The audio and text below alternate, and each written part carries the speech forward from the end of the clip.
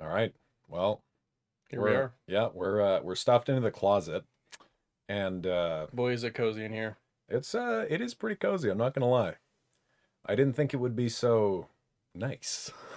Yeah, it's not too bad. Yeah, it's good. It's not claustrophobic. There's no spiders. There's no models in here. Nothing like that. Definitely, no, none of that. There's no spiders. Mm-mm. No, Well, for those of you that don't know, my name's Dave. I'm Luke. Nice to meet you. Uh, we've been playing we've been playing war games for a little while now. Little while. What was it? What was the first war game you played? First war game, definitely War Machine and Hordes, I guess, was the first like tabletop miniature game that I played that you kind of got me into. Did I get you into that? I think you did. Did I I think start? you kind of started my plastic addiction. I guess it was metal, but at the time, but it's plastic now. Yeah, yeah. Man, that was a little while ago. That was a while ago. What How old we would have been? would have been in high school. Yeah. So, quite a few years ago. The first time I played Hordes, I think I was playing it. Did you ever play at that one store that was up there by the movie theater? I didn't. I never played at the Yorgo games. No. No. Yeah, that place wasn't around for very long. But that was my first introduction to playing War Machine and Hordes, and I think that was like 2 years before I got you into it because we only really got into it when we could drive. When we were Yeah, like once we started to 16 be able years. to drive, Yeah, then yeah. we could do it because it's a pain to have to always ask your parents to take you to the hobby store. Especially it was tougher when it's further away, which that was to Oh go play yeah. War Machine. Oh, it was like a whole. It's like the next city over, Yeah, basically, is where we go to play. Our like where we the town we grew up in. We go back. Me and Luke known each other since we were in elementary school, yeah, basically, long right? time. So that was yeah, we got the freedom of movement there when we could drive, we were playing that. We started playing War Machine Yeah. and Hordes, Yeah, big time. and then after War Machine and Hordes, after high school, I kind of wasn't really playing tabletop games for a while. I actually kind of changed my like tabletop game to Magic, and I played Magic quite competitively for a number of years. Played to quite a few good finishes at quite a lot of Grand Prix. I used to fly around the states and compete in Grand Prix, and yeah, I did quite well. Like never good enough to like you know make it into a living or anything like that. But I had my fair share of decent finishes, and If I remember, you're pretty damn close. I was kind of just right on the edge of kind of making it into I was close. I wasn't there, but we were trying. But as all good things come to an end, it just kind of fizzled out, and a lot of the people that I sort of tested with and played with, kind of everyone kind of stopped playing. It's tough when you don't have a group of people to sort of test and go travel with, and not everyone wanted to do the same thing. So it became harder and harder, and eventually I fizzled out of that, and then you kind of hit me up to play. I think we started playing D&D Yeah. again first. Yeah, we started playing D&D for sure. Yeah, that was Yeah. my first time playing D&D. It was with the in that first campaign there with you. And then 40K kind of popped up. I saw 40K. There was just boxes. Well, here's the weird thing, all right? So that's like to almost that's to the more recent present, Yeah. right? So I guess for me, I started my introduction to tabletop wargaming was when I was like 10 years old. Okay? I got a catalog. Actually, I might have been younger than 10 because it would have been the 2003, 2004 Games Workshop product catalog that they used to send out. I 2003, 2004. Yep. Yeah. I remember because the fourth edition Eldari Codex cover art, I'm pretty sure it was the fourth edition one, was on the front of this catalog. Is And that like White Dwarf? it wasn't White Dwarf. This was just a product catalog, like stuff that Okay. you could get in a Games Workshop store back then. And I had two of these things. And I remember looking at these magazines, asking my mom if I could get into this game so many times, right? Man, that is Before it quite happened. the game to ask your parents to get you into. Oh As soon man. as your parents did a little bit of research and are just like, "Wait, so how much is it to make like an army or whatever?" And you're like, "Oh, it's like $1,500." Yeah, it It's was like it was it's not like, "Oh, mom, can you like buy me a PlayStation game?" It's like it's a bigger thing. it's a bigger thing than that for sure, and especially because like if you're younger and everything too, there's a lot of steps for a kid, right? You're like building, Absolutely. Even pi- as an adult. even as a yeah, Like, right, like yeah, I struggle to paint enough. Like, for sure. I know, right? So as a kid, I'm like looking to get into the game. I just love the models. I'm just make up all the rules in my head kind of thing, right? yep. And but like I said, I took those magazines with me everywhere. They were in like the back of the front seats in the car on road trips, and I just stare at them. I remember a couple models caught my eyes back then. I loved the Dark Angels. I thought they were so cool, like Azrael with Space his like Marines, yeah, yeah. Space Marines. But it was like back then, remember the catalog, like it was a little bit it was a little bit less, some of the models weren't there, some of the it was like the catalog was basically 80% Imperium stuff, but there were the Dark Angels, the Grey Knights, and I did like the look of the Tau. Maybe why would you guess that now? I don't even Yeah, play Tau now. That doesn't even make yeah. sense. But it was mostly the Space Marine factions that I really liked, and the Tyranids. How many factions were there back then? I don't even know. Oh man, there was lots. There was There was still still there was still lots. quite a few. They've added like they've kind of broken a few in. There was no AdMac, no Skitarii or anything like that back then. Dark Elder had only recently like just come out as a faction. Uh, we didn't have like Harlequin. Well, Harlequins existed in the lore and stuff, but they were never like their own faction there for a bit. Right. Now they're not a thing anymore again. But Yeah, they've gone yeah, back they've to gone full circle basically. yeah. They're just The orc vehicles like didn't have that look of like when I looked at the orcs didn't really interest me that much back then. yeah. You showed me a couple of the old orc Yeah, they're kind of models. like They're cardboard. pretty. Yeah, They're yeah. They look like lawnmowers and yeah. they look pretty bad. Oh yeah. I mean, they're orky still, but they're a little too plain. Yeah, I Yeah, think they we'll just say plain. Yeah, yeah. but like a lot of the models back then. I mean, I've got like those. Look at those like the first edition Carnifex on the desk Yeah, there. those things are hilarious. They are pretty funny looking. We got those on the tabletop the other day. Yeah, we that was did. fun. They we'll talk about that later. Yeah. Talk about that later. So anyway, I spent a lot of time looking at the pictures before I actually got my first miniatures, and my first set ever was Battle for McCraig, the Yeah. Ultramarines versus Tyranids, and on the cover art it was High Fleet Behemoth versus the Ultramarines, and that was a cool set. Yeah. That's like that terrain, and that one little iconic model that like basically didn't have any rules. It's pretty. I think it's pretty rare in Games Workshop sets for them to include a model that just like doesn't have rules in the game at all. Like What model was it? I don't even it remember. was the little guy for the mission that had to carry the gene seed. He's got a little canister carrying the gene seed. It's Is like it a one of Tyranid model? no, it's a Space Marine. Do you have one? I don't have it anymore. It's in the Battle for McCraig box. Yep. So that guy who was selling that Battle for McCraig box, you could have gotten that little model in there. Yeah. Very Yeah, cool. we were looking at eBay. There was a guy who could like It wasn't even on eBay. It was on like some sort of marketplace thing I saw, and he Yeah. had like this like pristine collection of all the old 40K boxes, and he had Oh. a Battle for McCraig there. I fully plan on getting that kit again. But I don't want to just get that kit.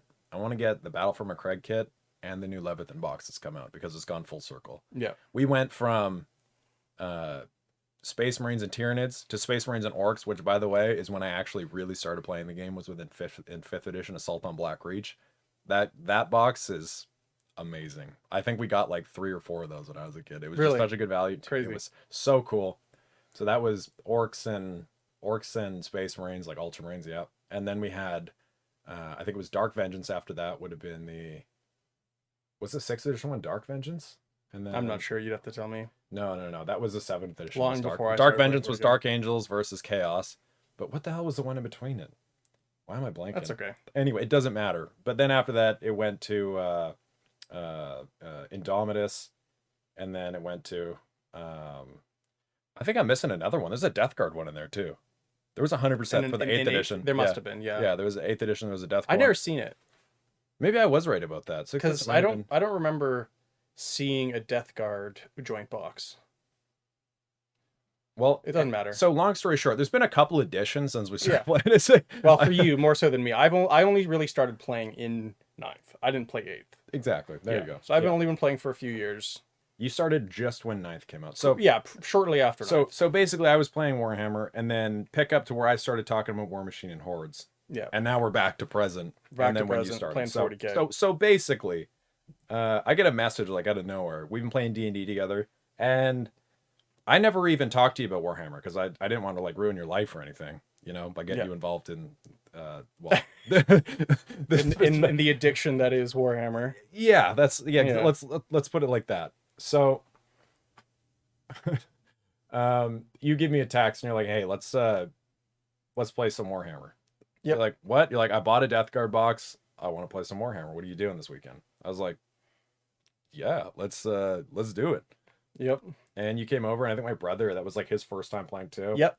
And that would have been like my first time playing ninth edition because Yep. like the edition had Yeah, just come out the recently. rules were very choppy. We didn't really. No, we didn't do that very well. No, Yeah, we didn't because because we had like well, you had like older knowledge on the rules, but like yes, ninth, from my understanding, changed a lot of things. yeah. It was a very different Oh, edition. it was definitely different. Eighth was rough. I actually stopped playing the game for a long time in eighth. That was probably my longest break from playing Warhammer. Was the period that eighth edition came out. I played eighth for like 3 weeks after having a lot of fun in seventh edition and sixth edition for the whole way through. Yep. And then yeah, I don't know. It was a bit of an abrupt change. I took a break. I started playing Age of Sigmar a little bit. Painted a bunch of models because the models were fantastic at that time for Age of Sigmar. And then um yeah, after eighth came around, it was just like a big kind of hard stop. The game lost a lot of. It was a totally different game. The templates were gone. They rewrote like everything completely. It was the biggest change we've seen in the rules since, well, since I started playing for sure. But one of the bigger changes ever fundamentally for the game. Yep. So And then yeah, that was kind of when I started yeah, playing ninth.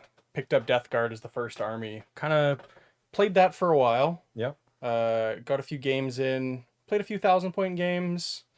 Definitely getting a lot of the rules wrong, but you know, as it is when you're getting to 40k, you're just like constantly learning new rules, which is like super important. Like you need to want to have the drive to want to learn the rules, because if you don't and you just expect to just like, at least in ninth, it felt like that. If you just are expecting to show up and just play with another person who hasn't played a lot of the edition, you're gonna have a hard time if you both haven't spent the time to learn the rules. oh man, I Because know. it can be pretty overwhelming with the amount of rules you really have to know in all the corner cases. It's a little bit ridiculous because even though we have a rule book with a bunch of these polished rules and stuff like that, there's still so many little Rules that aren't rules answered. that like, and we'll get into that about the new edition stuff, but right, Yeah. like even when you're playing back then, the one thing that Games Workshop has been always consistent about is spreading out the rules as far as they can, Yeah. like too Yeah. much butter over too little bread. Yeah. It is in all the different places, in different FAQs.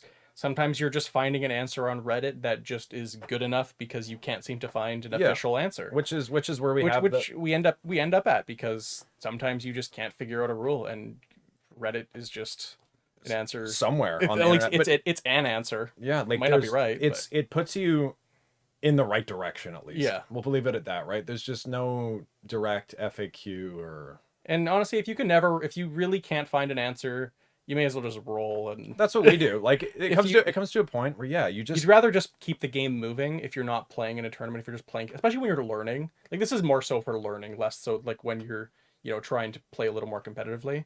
But when you're learning, just do what you can, try and figure out the rules, and if you get it wrong, whatever, move on, research it after. If you're unsure, every time I would play a game, I would go home and search up like every rule that I didn't really understand in the game, and then like check every rule. And every day, after we'd play, I'd always text Dave after and be like, "Oh, we got like this rule wrong and this rule wrong and this rule wrong, and like, oh, this was wrong, and we got to do this differently." And it would be like that every time we'd play. yep. And it turned out to be we played a lot of scuff games, but like Yep. anybody who's trying to learn the rules, like keep in mind that there used to be a pretty good play group around our area here, and it just dissolved. Like we had a couple good shops that had Yep. tables, and just in the past few years, like table space has just been cut down to zero. There's been like the cost of living where we are is high, so Yeah. places can't afford to have like any table space anywhere you go. Yeah, or the other LGS that this one doesn't sell, Warhammer, is actually closing up soon, which is quite sad. So Yeah, it's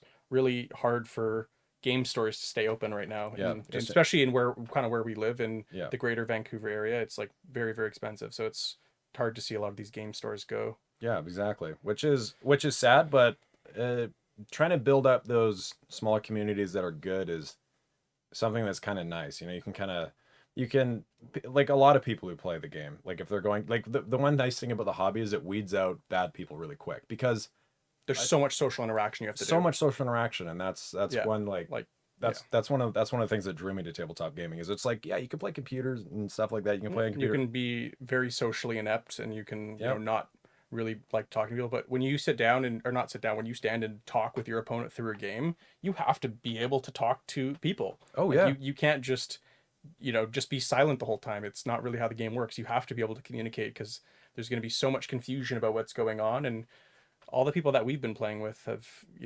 the newer people, there's a lot of communication going on the whole time throughout the game, and you totally. have to. And there's nothing hidden behind walls either. That's the No, thing that's so nice about it. it's all visible. That's why for like tabletop gaming for me, like ever since I started playing it, was just a different thing. It's a very pure form of like gaming in a sense, with like It the is. variance is landed in the dice, right? It's not in the actual like what you can see, because everyone can see everything. Nothing's hidden. You can't hide anything. Yep. Yep. And adding on to that, there's something fun about it too, where we push it to a bit of a competitive level. You'll Yeah. find that when we talk about certain things, we play Warhammer to have fun. Yep. But a lot of the fun, I know for me at least, and you probably for you too, we like to push it. It's fun when it's a bit competitive, right? For sure. We like both like to compete. We both want to And win. and going back to the War Machine days, the first time that we really got that awakening was with with with that one fateful day. Yeah. That one that We met someone who taught us sort of the competitive side of tabletop gaming. Yes. Yeah. And it kind of lit the spark that just never stopped. It kind of pushed me more into like when I kind of switched to playing like Magic, it kept that sort of competitive tone that I had to playing Magic, and it really helped like with like competitive gaming, and it kind of was like, yeah, you can like really gain people and you can really, maximize things and play more efficiently, and you can, try and win. And Absolutely. There's something yeah, that's fun to be said about optimization. And absolutely. in my background, because I'm a dungeon master and all sorts of other crazy stuff for other games, and just, playing like RPG games in general, there is something I really like about narrative games too. Yeah. It's fun sometimes to play narrative games, Yeah. but I Give a little also theme to it. exactly give a little theme to it. Like even if you're playing a more of a competitive game, there can still be a reason why the two Yeah. armies clash, and Absolutely. It's there's great. It's great to hear that background. Gives you a reason yeah. to think what you're fighting for. And the game pieces aren't just game pieces to me. They every time I look at them, there's heavy set nostalgia in pretty much everything that we're doing, right? So Yeah. that's I think that's probably a little bit of what like maybe we should say what got you into, because I didn't get you into 40K really, to be honest with you. What actually drove you into it? What did take me to 40K? I would say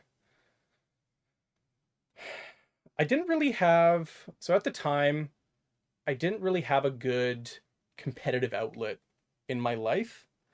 We were playing D&D at the time, which Like is like the least competitive which is game. like the least competitive game.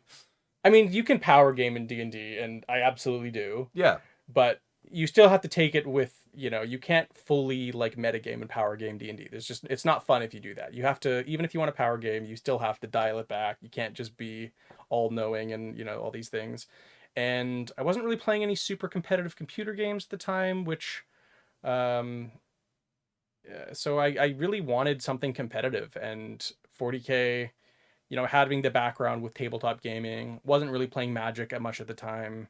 Um, I think that's sort of what I wanted out of 40K, was a competitive outlet, but a game that can also just be fun, that you can still kind of casually play, but is also competitive. It's a very good game for that, where you're not you don't necessarily have to go to a tournament in order to get a competitive feeling out of 40K. You can absolutely compete with your friends at home, wherever, the comfort of your kitchen table. You can get the things to make the game. You can get the right board table, and you can get a mat, you get terrain, you get all these things, and you can really do a good competitive game as long as both you and your opponent are kind of on the same page. It can absolutely work. Absolutely. For me, just because I started when I was so much younger. The thing that brought me in was just the creative aspect of it. You can build the models, like if you customize them however you want. You can paint them however you want. Let's not even get into the lore today, because Yeah, the lore for the game is it's insane. massive. It's too much. I remember the first codex that I bought. I was like, wait, what? That's Oh, like I was yeah. reading the Tyranid Codex back then and the Space Marines. I remember the first time I read about the gene seed augments. I was like, I was a kid. I was like, this is crazy. Like this is there's no possible way we could even touch about the lore on Nope, 40K today definitely not. because that's an absolutely immense topic Yeah. for its own time. But what got me into 40K was the models. What kept me in 40K was the just great times played and the really the creative freedom that you get when you're doing it and every aspect of the hobby from building, painting and playing, no matter how many times I complain about, oh, I don't want to have to build all these models, or oh man, I got to paint all these, or the salt that drains from you when you're playing the game because of the rules changes. Apparently it's not working because I've been doing the hobby for so long. Something just keeps pulling me back to it, and I think it's a Yep. combination of all of those things that make the game so special. Yeah. As But much as we may in the future complain about this game, yeah, we do still love it. It's still a really great game. yeah, No matter how much we may complain about this and this faction and that faction, this meta, that meta, yeah, whatever it might be, the game is still awesome. I don't want that to ever get skewed. yeah. It is No, we're correct. doing a We do. podcast because we just hate the Yeah, game. exactly. I Right. just Like hate it so much. we're not Oh, making yeah, we're not making content because we hate it. yeah. But we can absolutely complain about the game we play. That is, I'm gonna reserve that right for myself. We're gonna have to. There'll probably be a little bit of complaining. There later might on be today. some complaining, but there's gonna be lots of stuff we like. speaking too. of complaining, Yeah. I remember the first time I opened up a codex in ninth edition. When I got my first Death Guard codex in ninth edition, a little off topic maybe, but I remember looking through it, trying to learn the rules. And that was where I went to learn the rules of the game, was a codex. I remember getting to the Crusade rules. Remember those? Oh, do I remember the Crusade rules? Everyone who plays 40K knows all about the Crusade rules of ninth edition, I'm sure. And I remember trying to read through the Crusade rules, thinking this is how you played 40K. And thinking I have to keep track of all this stuff through like the game. And it made the game feel so overwhelming to me. And I thought the layout of the codex was like the worst thing ever. Because there's just the Crusade rules dead smack in the middle of the book. Just want to do a big thanks to Yeah. Games Workshop for taking all of the important stuff you need for playing the army. And Like when we're splitting talking, it, yeah. like if you're gonna play a match play game, we take like all of your army special rules and your factions and stuff. We put that right at the front. Yep. And then we take any of your the rest of your special army rules that you need to access, the quick access page, your keyword section, and everything like that. And let's put it right on the other side. Yeah. All the relics very and the back. relics and the other stuff, maybe somewhere in between. Yeah. And when you go to like, I said that I was just going to cut them out, but I just couldn't. I know. I never cut them. I kept wanting to, but I just never did. I don't know why I never just cut them out because we didn't end up playing a lot of narrative at that time because Something I would like to do at some point. I Yeah. would like to try a narrative campaign game or whatever. I don't know if you can do that in 10th at the moment. Is there Crusade rules? I don't even know. we have no Crusade rules right now. Right. I don't think there's any. Is of it that even stuff is yet. it even going to be supported? We don't even know, I guess. I have no. Maybe there is, and I just don't know. That's a good question. That's something we haven't looked into. Yeah, we've been something I haven't kind of looking more into the competitive side of things for the game right now. Yeah. But that being said, what is your favorite army in 40K? And My favorite army. Yeah, I got to go with my first because it was the first army that really drew me in, and that is the Death Guard. the Death Guard. I remember looking, I was at a local game store looking for an army to buy. I went to two different stores, saw a bunch of different boxes, a lot of these different, combat patrols basically. And I remember looking at the Death Guard box and I was like, man, this looks sweet. You just like poop, I guess. Yeah. And I've played a lot of WoW and I always have played a Death Knight. And I was like, man, this is like the Death Knight faction, like spreading disease and slow moving, relentless. They're Just flinging poop. basically all heresy from the top to the bottom. That's so maybe just a quick adage. I've been playing the game for like 16 years. I've never ever one time bought a chaos model the entire time I've been playing. I'm gonna try and prove that wrong. I'm gonna try and find a chaos model. You can't even find a chaos model in here. I'm gonna sneak one in here. The only chaos models I've built are ones I've helped my friends build, and the only ones I've painted are the ones I've helped my friends paint. That is absolutely it. There is no heresy in this. There's no heresy in this dojo. Okay. Didn't you own Skaven? No. Couldn't have done that. No? They're not even. You can't. They're not. They happen to exist in the mortal worlds, and then that was for a meme back in the day when you could do a Skyear list, and you could basically make a 100% mortal wound army.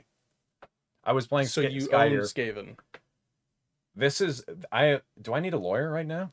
I, I don't. Are you, I mean, do you feel like you're being detained? As long as the emperor plugs his ears, there may have been a one or two purchases in the history of For something. Skaven. Well, it's when you say What is Skaven worship? I believe they worship. I don't actually. I'm not gonna. I will choose to answer no further questions here.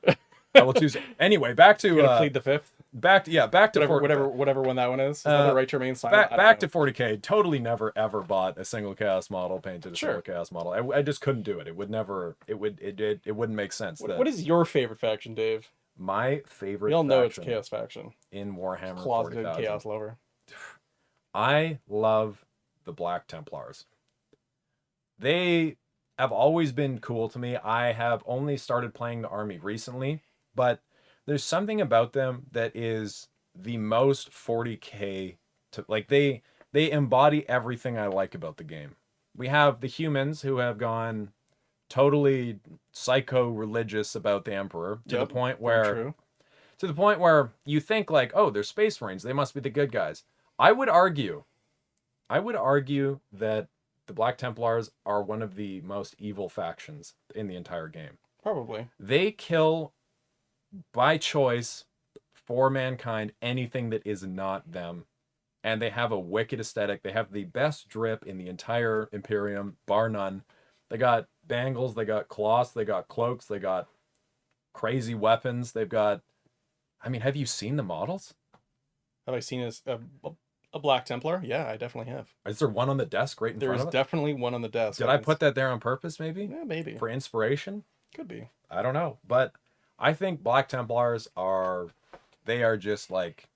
I mean, they're pretty cool. They're They're a pretty cool. crusading force still. They got a bunch of all the Yeah, they're the marshals only meet. ones. All the marshals meet at like a round table to discuss how they can just smash Xenos better. Like, what is better than that? It's Xenos, heretics alike. You wouldn't know. They're pretty cool. They Yeah, are. I won't disagree. Black Templar are cool. There's a lot of them too. There are a lot. There's a lot of Black Yeah, Templars. there's a lot of room in the lore to make your list work if it's a little weird.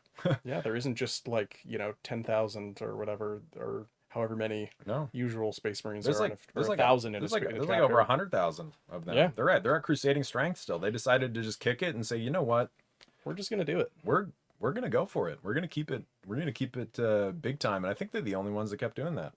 But you don't own a Black Templar's army currently, do you?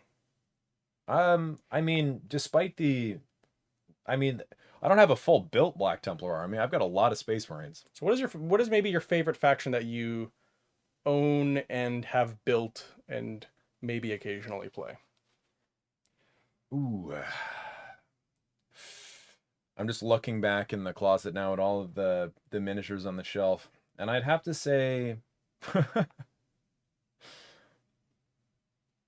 would it be the Gene Stealer cults? Maybe. Gene Stealers. Isn't Sounds pretty heresy to me, but I mean, it's kind of heresy, maybe just a little bit, but it's not in the direction. Chaos is the ultimate heresy. These guys are just Xeno scum, right? Big difference. And if anything, the Tyranids are just they're just trying to get some food. But the way that they do it, with the Gene Stealer cults and make their way into the Imperial Society, and it seems like a lot of eating with extra steps, isn't it? I mean, at the root of it, it's that. Yeah, there's not a lot of depth there. No, for sure not. But I mean, like, what's better than taking a guy with a stop sign who's got 3 arms and two faces and just killing an entire 10-man Terminator squad of Death Guard with a Lord of Virulence and Mortarion in one go, and then not even losing a single model doing it. Does sound pretty cool, doesn't it? It does. Too bad that's definitely never happened. Too bad it's definitely never happened. We'll get to that later. Last Sunday, the game, the game. Should we talk about maybe the current state of Warhammer? I guess we're kind of at that point now where we can kind of get into maybe some of our thoughts of what's kind of happening with the 10th edition. Maybe let's just preface this. We're gonna get to this in a little bit, but We played a lot in ninth edition. We did.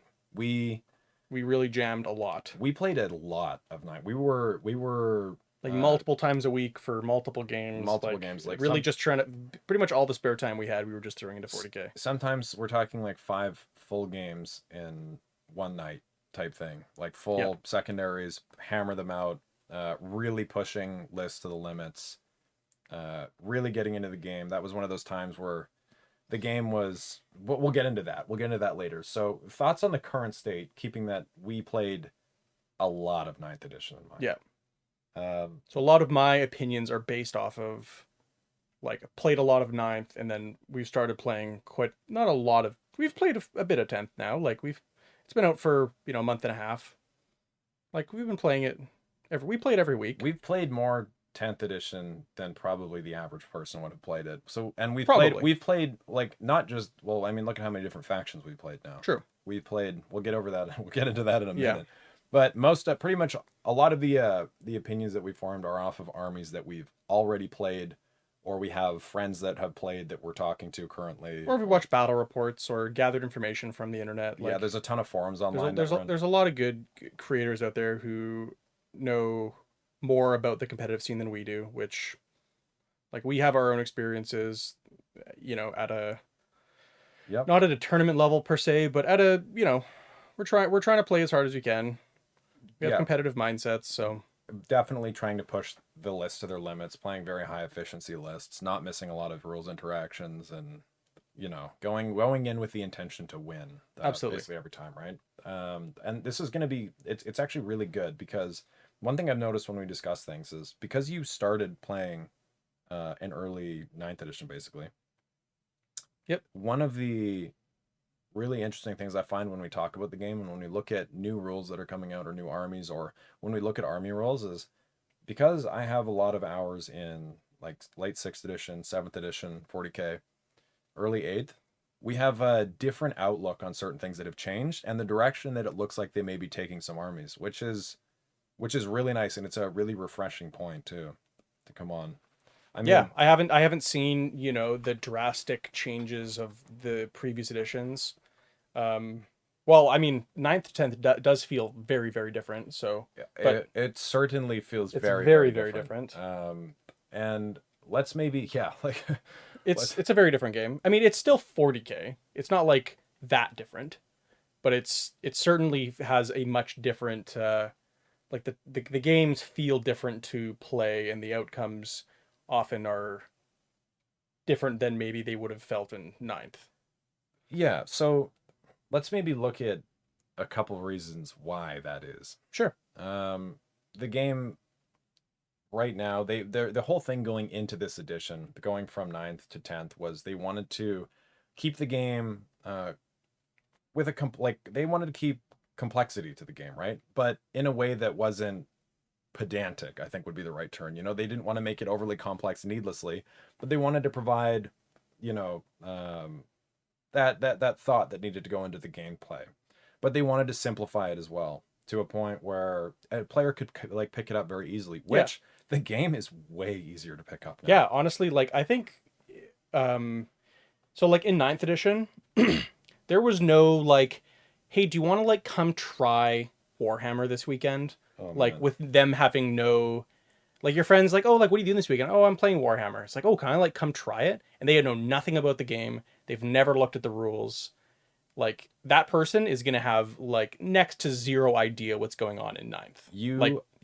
Just almost nothing. Like you're gonna have to play without strats. You're gonna have to play without secondaries. You're probably gonna be just playing like 2 points. You're gonna be playing like 500-point armies. You're gonna have like 2 control points or something silly, and you're barely gonna be playing 40K. You had to really, really, really, really want to learn and Yeah. play 40K. There was no you could not just like No. there was no like There was no just hey, like trying it. yeah, I'm just gonna try this game and See if I like it. You had to really You- want to learn. That game you tried, you didn't even play the game. You played some like watered down Yeah, version of it, which is like fine to get into it. Like you're gonna have to start somewhere, You but have to. but like that those first couple games you play are so different than what you're gonna be playing like later. It was hard in ninth, but now in 10th, when we talk about getting new players in the game. We've had multiple new players play the game. So not only that, just like coming back to the hobby, like Dusty, Yep. he's back on. He comes on the when we do the battle reports and stuff. Vanessa, your roommate, Yep. she's starting to play and she's starting to pick it up, and she had no experience in tabletop, Zero and experience, she's and like she's like catching four rolls. four games in, and Yeah. she's already Catching rolls. She She's catching remembers like rolls. very specific stuff, like Yep.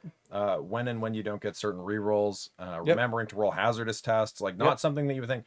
That's because the core of the rules is so much simpler now, and everything is just right there in the data sheets. And a really good thing that they've done that I think is a good idea is I think keywords are a great change. Something that like Oh, man. Magic did. Uh, you know, they turned a lot of old abilities like on their old cards, which would have really weird, you know, text on it. All these abilities that maybe would sound kind of weird, and it was very close to maybe another ability that sounded really close, but it was like, oh, maybe it's a little bit different. And then they just changed all those to keywords, which just make the game so much easier to just, oh, what does this weapon have? Oh, it's got sustained hits. Well, at first you might be like, oh, what's sustained hits? And then you find out what it does, and then, oh, I see a different gun. This also has sustained hits. I remember what that does. It creates a much quicker learning track for players and like player retention to like just see a keyword and to just, I know what that does. I've played with it before. Universal keywords. Amazing. The best, Such a good one thing of the to change. best decisions that they made coming into the new edition, if not the single best. Absolutely. How many different kinds of deep strike? I can't even. Oh say my what gosh. this Yeah. is. In fact. And every single one of them Oh my worked gosh. slightly differently. Do you remember when we were playing, and the mission rules too? They interacted differently with the mission rules. Do you remember that one mission where you like just You like deep strike couldn't deep strike in No Man's No Land? Man's Land? Like the whole game? Yeah. What? Like, so it's like, but Oh. what is deep strike though? Like, Yeah. it's We you like couldn't figure out like what was considered like, because nothing it would, was all different wording. and they all interacted differently, and they had different erratas all Yeah. over the place. And Yeah, you'd find different FAQs in different spots, and you'd have different words for everything, and it made everything very confusing because you'd find a rule for maybe you found a rule for deep strike. Oh, but what about teleport strike, or what about webway strike, or what about strike from below from GSC or whatever it was called? Like all these different strikes, and oh, this one's from reinforcements. Oh, but this one's treated as not oh, reinforcements. what And, about phase shift or oh, whatever from that? man. Literally every single faction had its now? own. Now, deep strike. That's it. You have deep strike or strategic reserves. Yeah. Every single faction works That's it. the same way. And if it's a different type of deep strike, it's deep. It'll say deep strike, and then it'll say can come in within 3 inches and can't charge this turn, or something like that. It'll be at least just deep strike. Amazing. Great rule. So Great change to add on to that, how important it is for those special rules like that for new players. It's for amazing. new players, even for existing players. Yeah. So totally. one thing that we've done, especially because we're trying to run through like many of the armies that we've got here. Yeah. Right? Trying to play as many as we can. Sometimes that means that like it takes time. We're busy doing other stuff during the week. We don't have time to read through an entire faction, Every and data get, sheet, every data sheet that there is, and go through it and then play a game, especially when we're focused on getting the other one and Yep. trying to get a balanced game in. But when we go into, we just like, you can pick the book up if you know the rules, like if you know the core rules. I can just pick an army up, make an army in actually 10 minutes, And then like play it, and then play it to like what is reasonable efficiency with enhancements, with my stratagems. yeah, might be a little slow, but you can absolutely do it, and it's not bad. Like it's pretty good. Like it's not hard now. Like in ninth, like just reading another big change that was great for new players, stratagems. Oh my goodness. Huge. Exactly. Another really good thing for new players in ninth. What, you don't like having like Oh my 40 to gosh. 60 Every, stratagems for every everybody? army you'd play would have 30, special stratagems that army got that would do any number of different things. I'm not going to get into all of them. And Very oddly specific very specific. and game breaking. And sometimes game breaking, often having So to get FAQ'd, which was great. if you missed them though, you could lose the game. Yep, they were so impactful that if you didn't remember all 30 of them, and also your opponent also has 30 that you also should probably know. And if you had your codex, it was probably out of date, so you had to really be looking on Wahapedia to really know your rules. Otherwise, it would probably be wrong because so many strats got errated and FAQ'd throughout the edition that it was never really correct. Your codex really goes out of date after about a month, and then you really need to be using some sort of online tool. Yeah. If you're lucky, really, to be honest. Like sometimes like it would just be right off the bat. If There would if just be you're issues. if you're Votan, in ninth. It was before your army got released. Yeah, Actually, so it's like, the army hadn't even been released, and they changed it. So now in 10th with stratagems, we are now you are limited. Each faction has six strats, which is far more reasonable to learn. wow. It's there's a set of core stratagems which are kind of everyone gets access to them, so you don't have to relearn them. So once you learn them once, you kind of know. And You know, with the core stratagems though, there's actually a lot of depth there. the core stratagems actually are quite more in depth now. We have Things like rapid ingress. things rapid things like Overwatch. Overwatch is a little, yeah. Overwatch is another thing. Yeah. It's a yeah. We'll get to Overwatch. We'll get to in a Overwatch minute. eventually. That needs its own special Yeah, topic. that's right a now. whole discussion. You even have that one that I haven't even used yet, the one where you duel two characters. Yeah, it's the heroic. No, not the Hero- heroic. It's the I forget- challenge. I think epic challenge. Epic challenge, Yeah. yes. Haven't used that one yet, but there's, it's like a core strat that we haven't even used yet. No.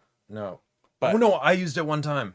did you? I think so. When I used it was Oricon versus Grandmaster Voldus. Didn't you just have precision?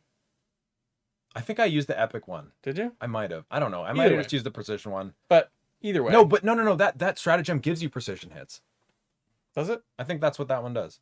Interesting. Yeah. I don't think he doesn't have precision hits natively. You have to use the stratagem to Okay. do that.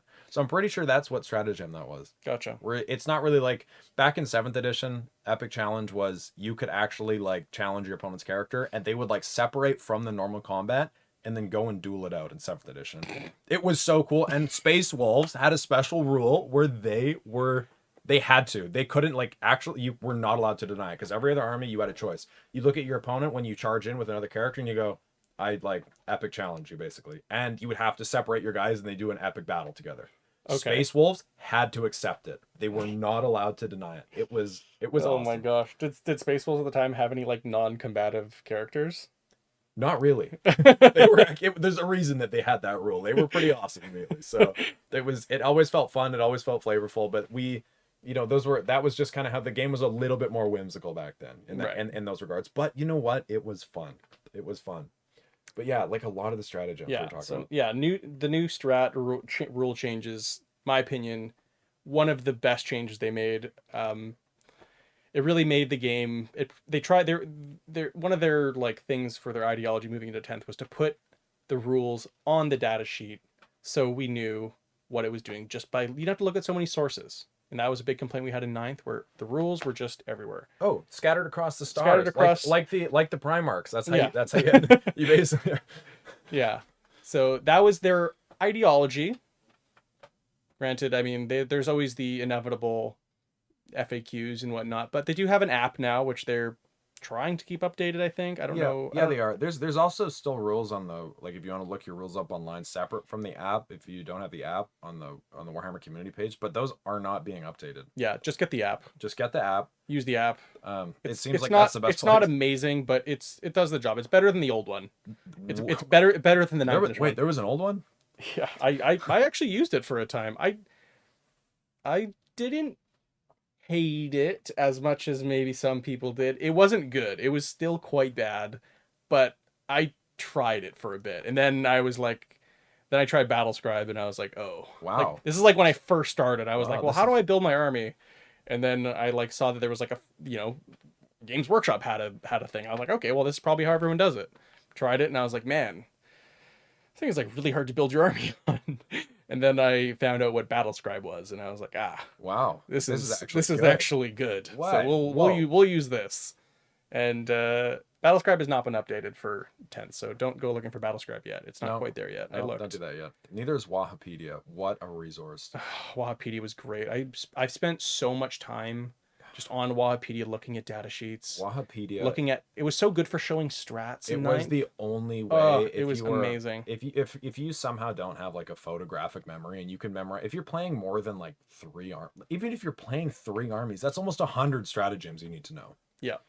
So getting into that, let's say I go to activate a unit and I'm on Wahapedia, I can select the unit that I'm activating, and then I can see all of the eligible stratagems that affect them. Yeah.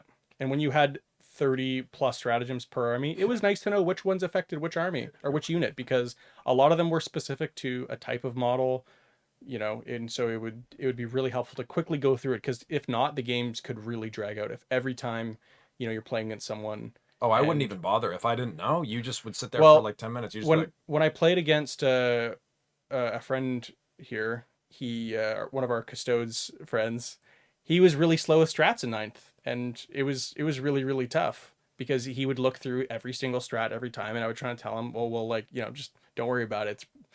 Hopefully you just didn't miss anything, like try and learn after. But he would get so caught up in it because he'd want to play the game competitively. He had that sort of, he wanted to be competitive. And I think eventually when he tries 10th, he'll really enjoy that he doesn't need to just like look through 6 pages of stratagems in order to like know, oh, did I miss something? And it's a bad feeling when you feel like you've missed rules a lot in ninth, whereas in 10th I feel like I'm missing a lot less on average.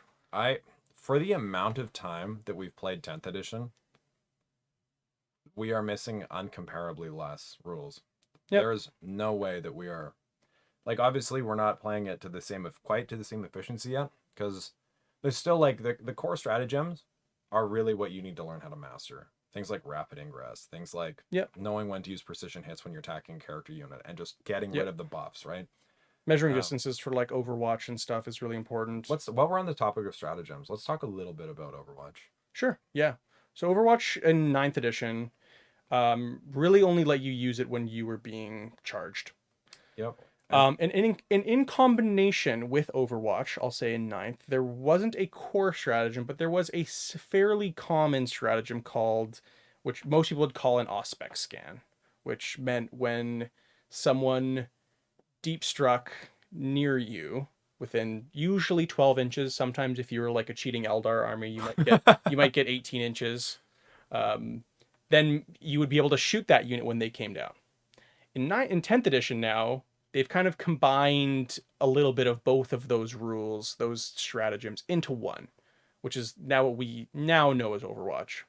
How Overwatch now works is when an enemy unit ends or starts a normal move and I think advances and basically, and advance, starts yeah, advances or shows up or from shows up, strategic reserves or deep strike yeah, reserves. or charges you. Basically, if If they they move or get put on the table, you can shoot them. if they don't stand still, Yeah, and they were like basically, unless you were there at the start of the turn, yeah, like you haven't moved and you don't show up, you are eligible to be shot. absolutely. You still hit on sixes. Correct. Unless you have a flamer. And I think before we just before we touch on what it means to be a god tier flamer, Right. let's just say that Overwatch right now is really good. Yes. It is so good, in fact, if you're not overwatching every single turn. Depends on your army, but yes, I know what you mean. Yeah, There are some armies that can't take advantage of Overwatch as much as others. not nearly. Yeah, there's one I have in mind right now that's particularly good at Overwatch. Yeah, what army would that be? I think it's you put a model in this unit. You didn't see a lot of them last edition, I guess. You Oh, would I guess you did, but they see stayed at the back, you know? Yeah, they wouldn't really be a upfront model. They would be hiding before. Yeah, they would hide. Now you usually keep them right up there with the unit of breachers, I think it is. What's that? Yep. Is that a tech priest manipulus? Is that what I'm thinking of? That is a tech priest manipulus. Okay, and he gets so now they've changed the flamer keywords now, which is great. They just have torrent and they ignore cover, Yeah. which they always should have. They did in 7th. Yeah, can you imagine hiding behind like a little wall? I don't know and why there's just fire everywhere. Like I think you're probably still in trouble. I think that's what you template like a flamer to Or hiding behind a use for. bush. That's the Like- whole point, is to just flame him out. Yeah. You know, it makes sense, and they should have had that. But anyway, so torrent is a rule that allows you to automatically hit. So you roll how many shots you get. You just get that many hits. So if it's like a d6 Yeah. and I roll 5, I just get 5 auto hits, and now I'm just rolling 5 dice to win, right? Yep. Okay. That's why Overwatch great, because you're just auto hitting, because usually on Overwatch you hit on sixes. Yeah. So there's a few other keywords that have been introduced this edition. Things like devastating wounds. Devastating Wounds has been a big one. That's kind of been the.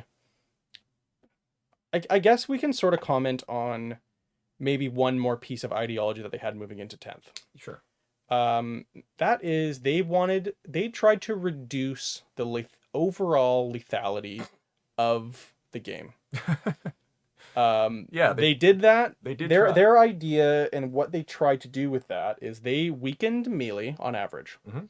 and by doing that, the way they did that is they increased the toughness on all the vehicles basically. They did. Oh On yeah. not even just vehicles. A lot of models also went up in toughness, Yep.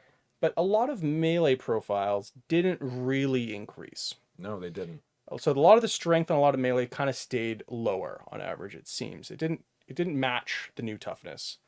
They also reduced AP on a very wide net. They really hit most things with reduced AP, Yeah, which they did. They totally They did. definitely did. Yeah. But Yeah, like outside of hazardous weapons, everything saw a pretty stark AP yeah, increase. Yeah. yeah, Or absolutely. decrease, rather. Yeah. Yeah. Okay, so as you were saying, yeah. Um, Back to devastating wounds. Yeah, so there was this thing that you got. I don't know if you guys have heard of these things called mortal wounds. Um, Mortal wounds are it's a type of wound that when it's applied, it applies past not only your armor save, but it applies past your invulnerable save. In ninth edition, there were some feel no pain type saves that allowed you to ignore mortal wounds. Another really frustrating There was non-evergreen key mechanic. There was like so many different types of feel no, like it was Yeah, just there was like, does this one? It's a shrug for these guys. It's not it for was these. I actually get to roll. I get to roll. It basically there was, like I said, now everything just has feel no pain. yeah. You get feel no pain. It's feel no against pain mortal. or feel no pain against mortals. It's That's one or right. the other. That's right. Now, the nice thing is wow, it's great that we have those special rules. They're very rare. Feel no pains are Quite rare. They're, Yeah. they're quite rare now, which is good. They're very strong, right? They're They very, should very be strong. saved for powerful units, something you're paying points for. Okay, but back to mortal wounds. Let me explain what a feel no pain is. So a feel no pain. Let's say I have a model, right? I've got a nice. Let's just say it's a tanky model. Okay, I've got a unit of aberrants for Gene Stealer cults, right?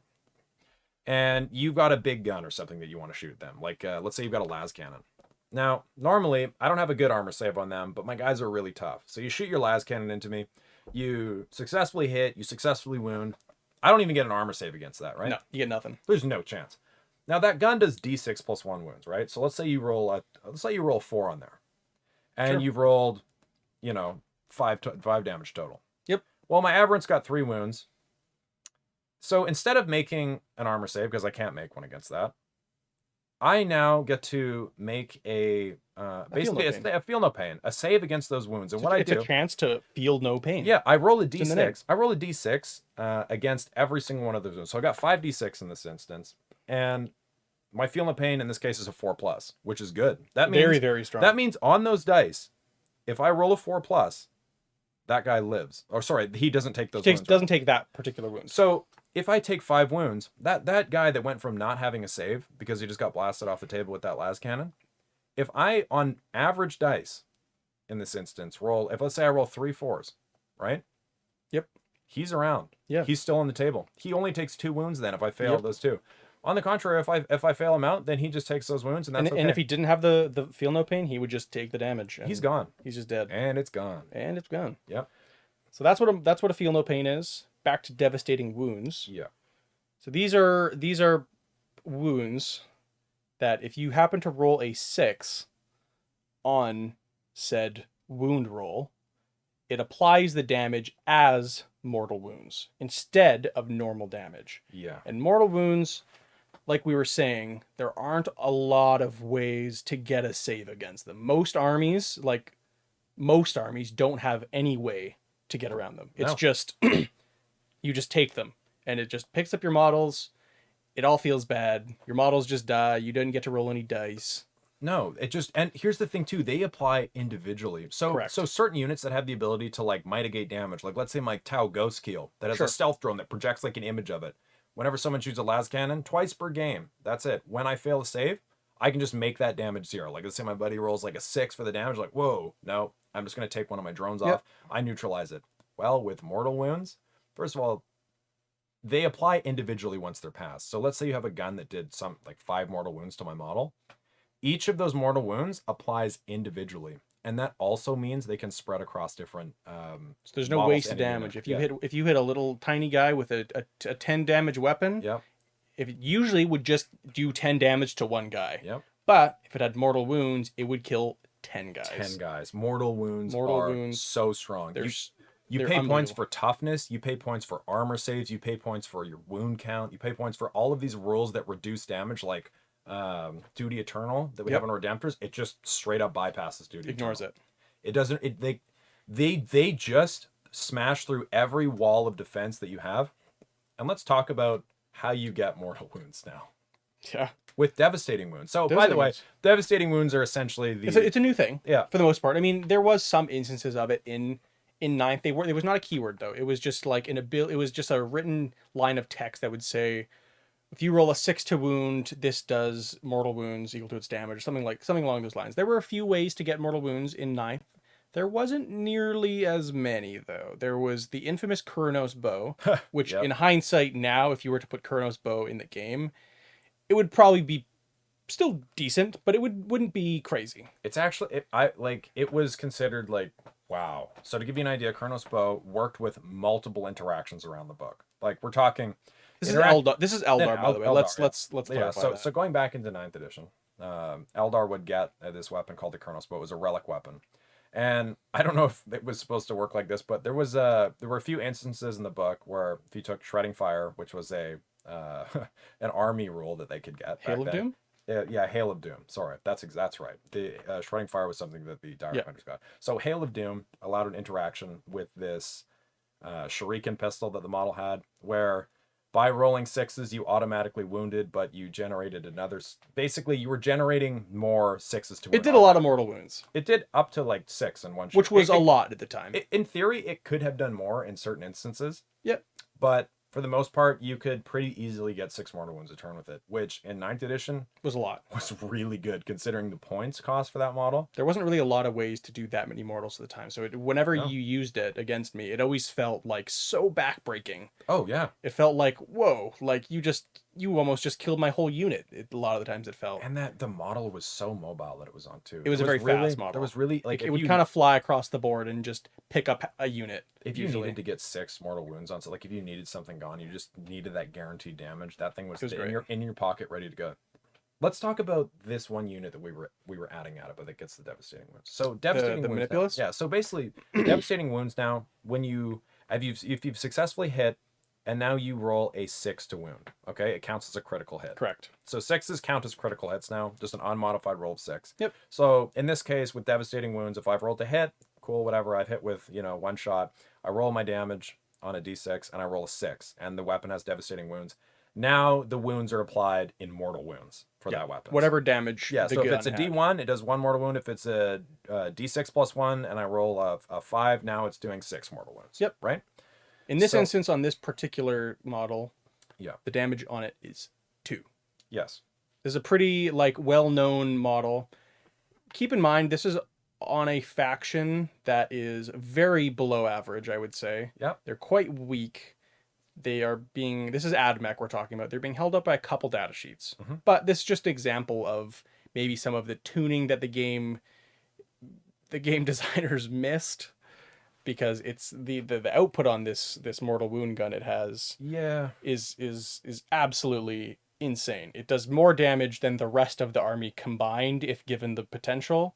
It will absolutely outpace every other model you have for damage, like bar none. It's absolutely insane. So that's where we get into these things called the anti keywords. Correct. This is another keyword that has been added.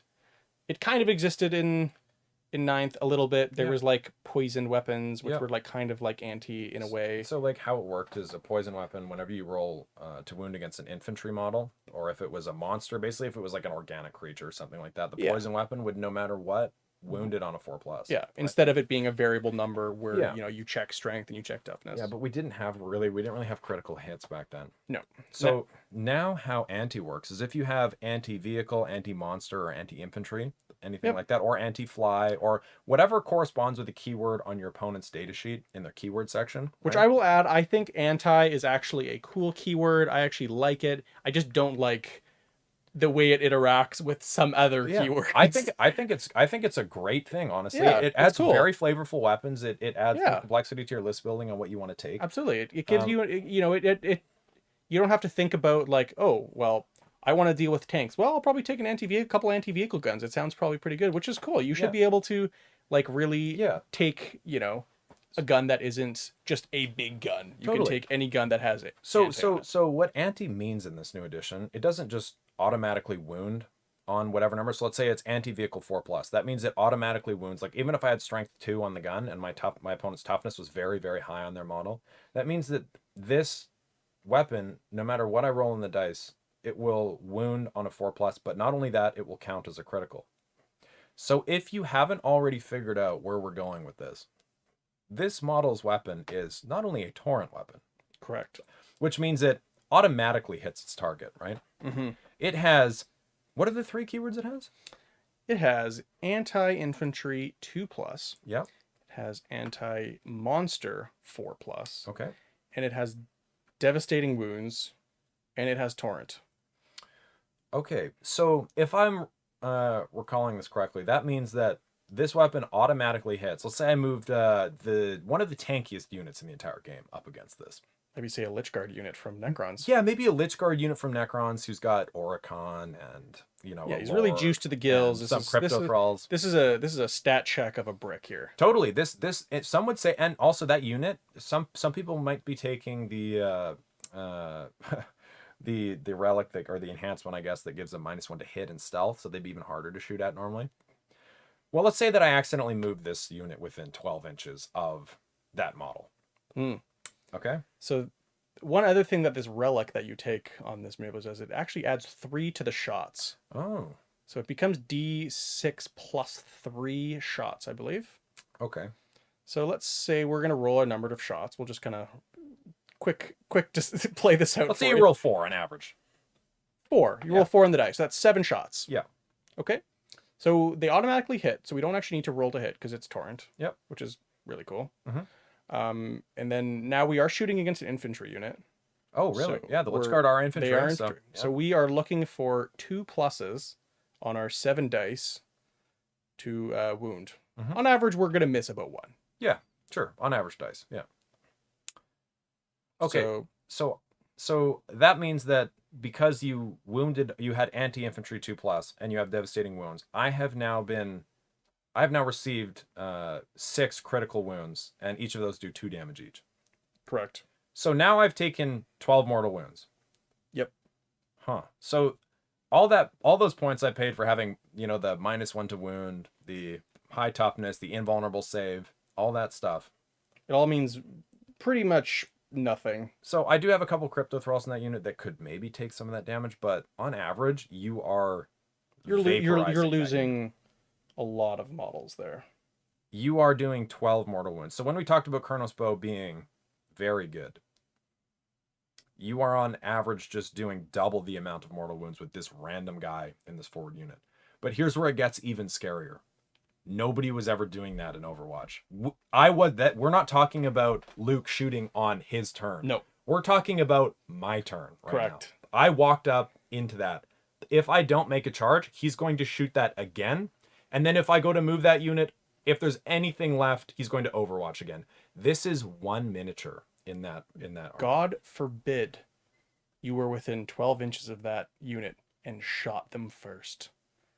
Because they have a shoot back stratagem that you can, for some reason, use and then... Sorry, you can actually Overwatch first and then do the shoot back. So if you happen to... Just giving everyone free advice. Yeah. If your opponent is running with the Manipulus with the Omni Sterilizer, do not get close to that thing. Shoot it from afar. Don't walk to that thing. Find a way to get rid of it. I'm going to tell you as someone... Unless you have a vehicle. Yeah. No, there's breachers, though. At which I'll have the anti-vehicle keyword. They do. Okay, Yes. So basically, what I'm trying to tell you is, if your opponent is playing a death... This is all they have. Yeah. This is all they got. It's all they got, but it's pretty so good. It's really so good. It's hilarious. I don't think AdMech is good, but this is this is like the only way people are playing AdMech at the moment. We did a battle report, and we played Necrons into this list, and I think that model alone, it wasn't even in range the whole game. It did 54 mortal wounds in like 4 turns of shooting. Something like that. It shot 4 times. It did 54 mortal wounds. 2 of them was 18 mortal wounds. It was disgusting. It was 18 mortal wounds per shoot, per just one time you shoot with it. Yeah, that was a max roll. Wow. that is just from a random little guy in a unit. We're talking one hitting. That's overkilling a land raider. Yeah. It would be unlikely that you got that, but this Oh this yeah. I mean, one random little model. But here's the thing: the land raider doesn't get anything against that. Well, It doesn't get. it doesn't get anti. It doesn't have anti vehicle on that. So Oh, that one doesn't have. That's only anti-monster, anti-infantry. correct. Oh my goodness. Okay, well well for it. Never mind. That- Never mind that. Just Yeah. if you're playing Tyranids or you're playing Well, anything. the monster is only 4+, so does get a lot weaker. That gun is really, really good at killing infantry. It's good. It's okay at killing monsters, but it's really, really good at killing. It's infantry. amazing. So if your opponent's playing any elite infantry, I'm sorry if you're playing Blood Angels right now, or if you're playing You're playing a Space Wolves. Space Wolves, Blood Angels. I don't know. Gene Steel Cults just don't Grey care because Knights. they're broken off. Grey Knights don't want to be anywhere near that gun. They got no mortal wound save. They're really expensive. To be honest with you, that is probably one of Grey Knight's worst matchups. Those breachers and that flat 3 damage breacher shooting, unit pushing them is to their. just essentially just you just leave, It's perfect. You just leave it alone. It's but there's 3 of them though. How are you gonna But deal the flamer unit particularly bad. particularly the flamer one. Yeah. But let's get off of Admech. Let's Yes, talk about some other factions. Exactly. But that was just a demonstration of some of the mortal wounds that we Yeah. see in the game. And this is even I would argue this probably isn't even the most egregious mortal wound gun we've seen. In fact, I know it's not. We're just using that one because it's a good example. It's a good example. It's got a lot of keywords. It's a good way Yep. to talk about some of the new how the keywords interact and those things. So yeah, there are far scarier mortal wound guns that have existed in this game so far. yes, which is probably not a good thing. No, It's not actually. mortal wounds feel bad. They feel horrible. We don't really like there can be some amount there. I think they have a place in the game, Sure. but certainly at the level they're at, it doesn't feel good. Because like if you're ever on the receiving end of a big mortal wound gun, you usually don't get to roll any dice, and that is I think the biggest problem is you're kind of taking away the interaction of something where it never. You're skipping the steps that are normally present. Yeah, in the you're game. kind of So it's breaking a bit of the game. So like you play Grey Knights, you got a 2-up save on your entire army. You got 4 and ups. you're paying, and you are paying for those. You're paying for those. Absolutely. You don't have terribly high toughness. You're toughness 4. Toughness 5 on your Terminators, Yep. It's not crazy, but you're paying for a 2-up save. That gun just ignored weapons like that. They just wiped them off. Look at what the Monolith did to that Dread Knight. Yep. 14 mortal wounds, instantly killed it. No rolls. The Wraith Knight when it came out. Yeah. Like, Eldari have ways to get free 6s to wound. And when you have a devastating wound mortal gun, like 2d6 mortal wounds. Like 2d6 mortal wounds. Wasn't like 2d6 like +1? I think so. It's absolutely insane. It was nuts. The big D cannon thing. Yep. Like if you're getting auto 6s, man, you're pumping out so many mortals and you're picking up so many models. And so this is all kind of on the topic of, GW's lower lethality. And it really hasn't felt that way at all. No, I would say not. In fact, touching on that, one thing that we have had trouble doing actually, because we do battle report videos and stuff. Yeah, we play games, we record them. Yeah, we're having problems getting games to finish, like to 5. To not go to 5. To go past turn 3 with having models still on one person's table. And we've kind of we've actually dialed it back off of these very, very or I should say much more competitive leaning lists because it's getting a little bit ridiculous. It's really hard to get 2 lists to really not just one of them wipe the other one off the table. The games are not close. I don't think we're the only people having that problem. In fact, I know we're not. No, you can see it if you're watching videos right now. The state of the game in that regard is not. It's not ideal. I mean, it's obviously we're basically in open beta. We're testing the game right now. Everybody's playing everything out. And that's certainly not to say you cannot have those games. No, absolutely. There are certainly lots of those really close games that you can have, and lots of armies will do that.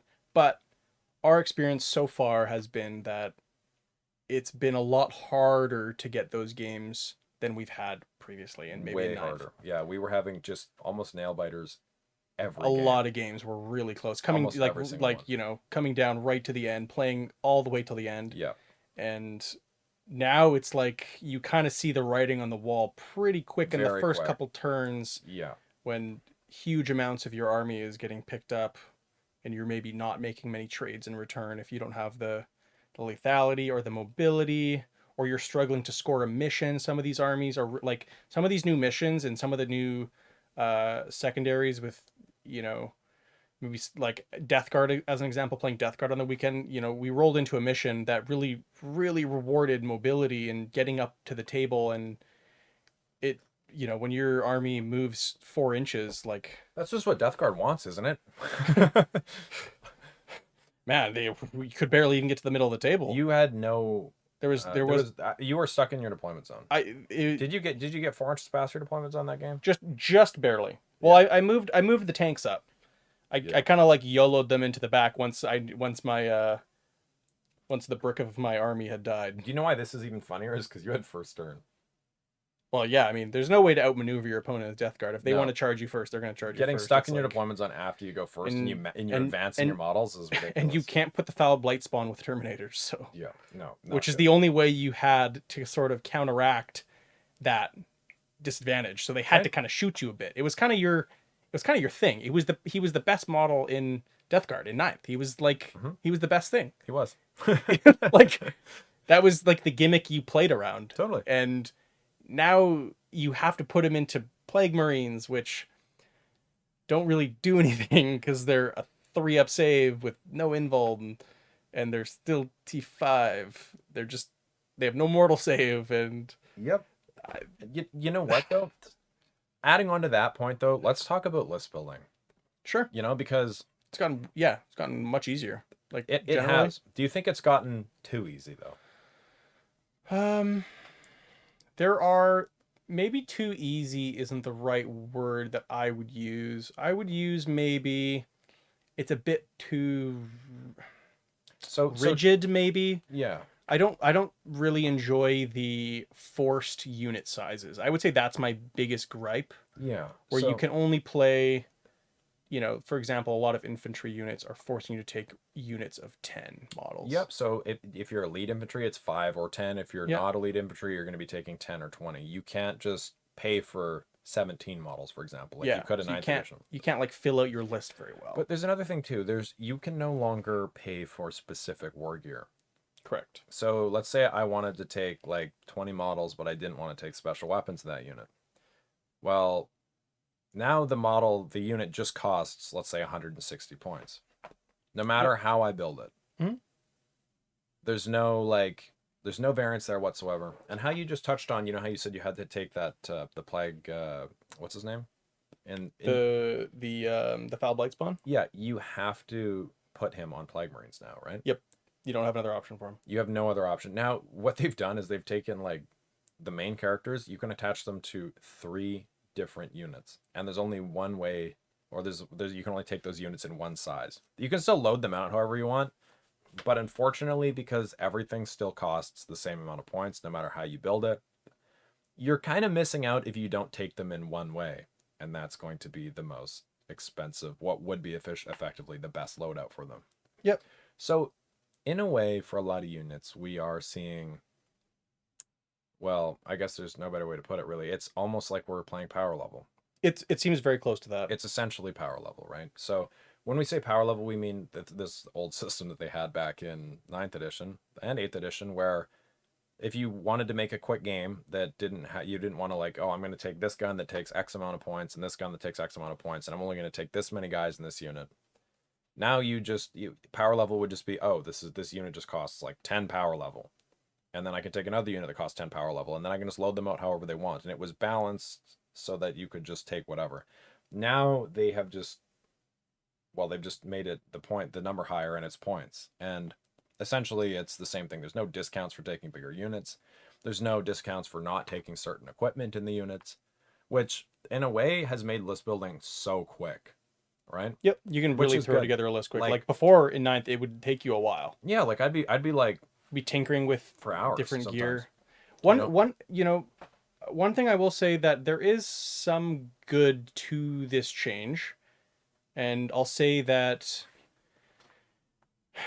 when you're putting together your models and you're building them for the first time, maybe you haven't played the army much. Maybe you don't know what the best item is. Maybe you don't know what the best thing is. And you throw something on that's maybe really bad and really expensive, and you find out later, man, this thing sucks, Yep. and you paid for it. Yep. Now there's a lot less of that. For sure, there's a lot There's less a of that. lot less of worrying about building the wrong thing because all of the items and all the weapons, they've tried, I think, a little bit to sort of level them out a bit more so you don't feel so bad to take it. Obviously, there is still going to be the optimal way, Yep. but I do like the idea that they're trying to balance out the gear options so there isn't just one clear best. I would love for them to kind of push a bit more of that, where they would make some of these weaker, like bolters, just do something, where they're not just like strength 4, no AP, damage 1, 2 shots. It's like Absolutely. it's tough. Yep. And I think like now the one thing that we get though too is we get more specialized squads, right? Like before for Space Marines, a good example would be like the tactical squad, where you could kit it out for any situation. You're like, wow, I need a good anti-infantry gun or something like that, or I need I need a unit that's going to take a las cannon, or something that's got to take plasma guns to deal with monstrous creatures, or big like whatever stuff like that, or elite infantry. Now we have units that are definitely more specifically built, especially with the addition of attaching characters to them, which is Correct. another new thing about this edition. So before you would just have this rule where if your character was anywhere, if he wasn't the closest model and he was within a certain distance of your own unit, so if he was in 3 inches, right, he couldn't be shot at. Now you either don't have your characters either just don't have that. They have something called lone operative, which means they can't be shot at unless your opponent's within 12 inches of you. Or you can just attach them to the unit and the unit has to tank the shots for them. You have Yep. to apply wounds to the unit, Yep. right? So what I have seen in this edition is we'll use a term called Death Star units, because that's what they are, right? This is it's a term that's been used for a very long time. It's where you take one unit and you just throw like a maximum size unit together with all the good stuff, with every fixing, and you take a character in there, and now you've got like this one unit that's worth like 400 points Or more. or way more. Yeah. I remember doing that in ninth edition with a few of my armies actually, where you would just Death Star up like in like Death Guard. Absolutely. Yeah. Oh, yeah. You Death Star up those Blight Lord Terminators with all the characters hanging around them. Votan did it to some extent. With the Land Fortress, you'd just be huddling up Uther and the Broke Your Iron Master. Oh, I remember. Oh, I remember that. Oh yeah. Yeah. And the cool thing about the Votan Death Star in ninth was it was actually a lot of times a 24-inch range on your Death Star because of Uther. Yep. Which was pretty cool. It was pretty cool. Actually. It was Admech also same thing. They would Death Star up around one of their oh yeah, they would. Their Rangers. Yeah, you would buffs, you would buff them to holy. They were scary. They were really scary. I mean, you could get those things doing 80 shots, exploding sixes. Yep. AP -2 damage. Wrath of Mars. You get those sixes more. Like, I think that's kind of my playstyle is Death Star. I honestly think that you just love Death Stars. Like, I think about it, like it doesn't feel like much has changed playing against you. Like my Admech is kind of Death Star at the moment. I think even now with the Breachers, I feel like I don't play with a lot of Death Stars. I think I usually always have more units that are being deployed. Your Necrons are at the moment very Death Star. There's like no other way to put it. There's like when you point together like just a normal unit of warriors, it comes out to like almost it's like 300. It's almost 400 points. How much is that Lich Guard unit with everything all attached? It's 395 points, I think. That's not even that bad. It's not, but like think about that when you're like, okay, well now I'm gonna take 3 of these, like basically because the warriors cost the same amount of points. They're actually as a Lich Guard. Yeah, interesting. They do. It's just different purpose. It's just right. They have better OC. They have actual guns. They're actually they regenerate better. Kind of. Okay. But they're less tanky, and obviously they're, there's more. You cover way more board with them. Yeah. They're like your get out there. There isn't really another way to play Necrons. Well, I have Grey Knights, and Grey Knights are not Death Star at all. You can Although play, in ninth I played them as Death Star. you can play. There's a few different ways to play Necrons, like with a lot of mobility. So some people are using like the Wraith Blades with a lot of Transcendent Catans for like mobility cron, and I don't know. For me, I like the Iron Tide. I've always just loved that. You know, it goes back to reading the old White Dwarfs when I was a kid and seeing a monolith with a bunch of Necrons just walking up in front of it. That's just cool to me. So like, I gotta have that stuff in there, even if towering doesn't make sense in the new edition. Ugh. Towering didn't really make sense in the last edition either. That was never. We actually were playing Towering a bit wrong for a lot of ninth, and we were kind of playing it sometimes like the way it is now. Yeah, we basically wasn't much of a change. It wasn't much of a change, but God, is it way worse in 10th? It's so much worse. Even though we fixed our towering eventually, but we have played it this way before, so it wasn't completely brand new. But some of these towering models, they are just cracked. Their shooting is just insane. Like, the fact that they can just pretend like all the terrain isn't there when it comes to drawing line of sight. it's nuts. It feels so bad to be on the other side of it. I can't even begin to tell you guys. Like, it's like Mortals is what it feels like. And it's worse when they shoot Mortals because there's no, you know, you're taking away an aspect of the game. Or taking away the movement phase. yeah, You're removing it. Where like, oh, I don't care where you move. it doesn't matter unless like, you outrange me. What's the point of Which putting is the like- terrain on the board? Like, if you If play there's against, just like a 36-inch bubble around one unit that you just can't get within 36, like 36 inches is way too big to like stay out of all game. you can't. It's not like We're you're not not going to be on Warhammer. any objectives. This isn't the table's not big enough. No, absolutely not. Speaking of Death Stars, now that I'm thinking about it, even back when I played War Machine and Hordes, I played a Death Star. I mean, I played Menoth. I know you did. Yeah, you did. I know the Knights Exemplar. They were absolutely Death Stars. So I guess that's just I played but War Machine was kind of built around stacking characters up in some regards. I used to play remember Cod Pick? Yeah, he was pretty Death Star. Yeah, that was where that like term in War Machine with a lot of people used was the Winter Guard. They had the shotgun Death Star where they'd all combo up on one and you get a one hit somebody with them with Cod Pick. You get the advantage or whatever it is. That was a lot of fun. Because I'm just a Death Star player. Yeah, I guess I just like stacking up buffs and just watching one thing just blow everything up. I feel right. I feel like I don't know, what would I like. I feel like I play pretty high mobility armies for some reason. Like I just naturally gravitate towards them. You have Necrons. I gotta balance it out. Necrons are, so for those of you on the channel who may not know, the Necrons are my most recent addition. That's true. They're my most recent army, I think, of everything. They definitely are. What am I talking about? Yeah. I've